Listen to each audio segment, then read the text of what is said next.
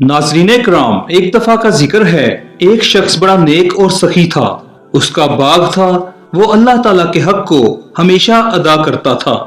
इस बाग की पैदावार में से अपने बाल बच्चों और बाग के खर्च निकाल कर बाकी पैदावार को अल्लाह ताला के रास्ते में खर्च कर डालता था।